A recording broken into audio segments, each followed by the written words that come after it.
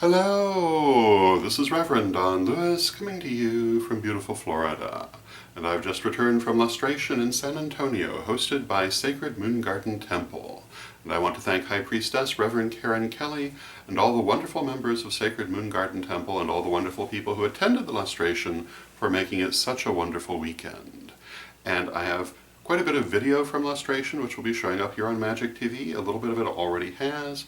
We had the great honor of 2 concerts from the great musician Wendy Rule, and part of one is already here on Magic TV. There is more to come, so watch for those videos in the next few days, the next week or so. Meanwhile, we have to get on with our vlog, and to pick up where we left off, the winner of last week's favorite question was Psychedelia from John. And this question won by 1 vote. So if there's a question that you like, do not hesitate to vote for it, because 1 single vote can make the difference. And I will say, however, that last week's questions had quite a diversity of support, and each and every one of them had people voting for them, which is not always the case. Some weeks one question seems to be the absolute favorite, but last week every question had its supporters, and again, Psychedelia had 1 more supporter than the others. So I'll be sending the audio version of the 1st and 2nd degree psychic exercises on CD to John if John will be kind enough to send me his mailing information. So congratulations, John. And today our question comes to us from Afterfove, and Afterfove has this question, and he asks if I could speak to the history of dance in magic and mythology. And of course, I cannot speak to this subject in any kind of exhaustive detail in the format of this vlog, but there are a number of things I can say. And the first thing I will say is that, of course, dance is extremely important in the history of humanity, in the history of religion, and of course in mythology. And there are many famous myths that involve dance in one way or another. A couple of the most famous include the Pelasgian goddess Eurynome creating the universe through dance, and the Japanese goddess Uzume luring the goddess Amaterasu from her cave with a dance, which set in motion the cycle of the seasons. There are many other myths that involve dance, but those would be the 2 that come most readily to mind. But most commonly, when you see dance in myth, it has to do with setting cycles into motion, or setting existence into motion, and the dance is the mechanism by which this is done. And this is one of the uses to which dance is put in magic. Dance is one of many ways that energy can be raised and focused. In the degree lessons, we talk about how energy responds to thought and emotion, but also to physical stimuli, but we don't really talk about those. But dance is one of the most commonly used physical stimuli to raise and direct energy. And energy is naturally raised through the movements of dance, through the physical exertion of dance. And to raise that energy and direct it is a very powerful thing.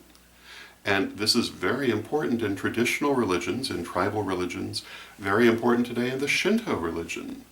And in different religions, dance is used in different ways, but almost always it involves shifting one's consciousness. In some cases, it shifts the consciousness into a very inward-looking meditative state. In other cases, it shifts the consciousness into a more outward-looking manifestational state. But it uses the energy to shift the consciousness into the magical mindset from which magic can be done. So dance is a very powerful magical tool, and you see it a great deal in every part of the world.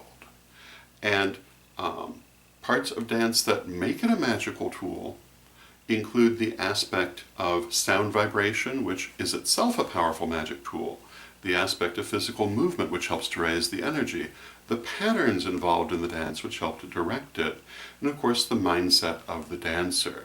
Dance is very often ecstatic in character. It helps to induce a light trance or even a deeper trance, and in many of the Afro-diasporic religions, dance is used to help to induce the transpossession by the Loa, or the Orisha, the deity who comes into the worshipper and speaks through them.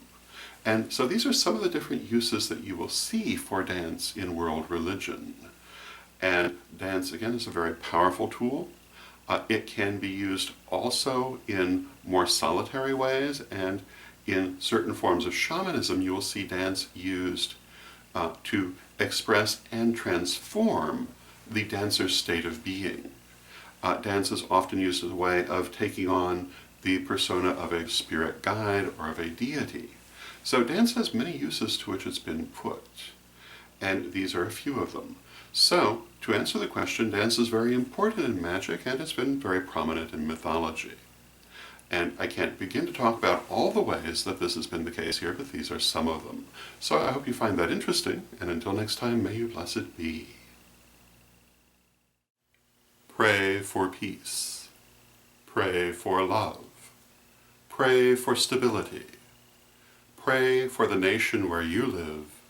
Pray for the world. Hello! This is Reverend Don Lewis coming to you for Pagans Tonight Radio. Pagans Tonight Radio is an online radio network with different hosts and different shows 7 nights a week. There's something for every taste, including Spanish language programming on Saturday evening. Check out paganstonight.com today.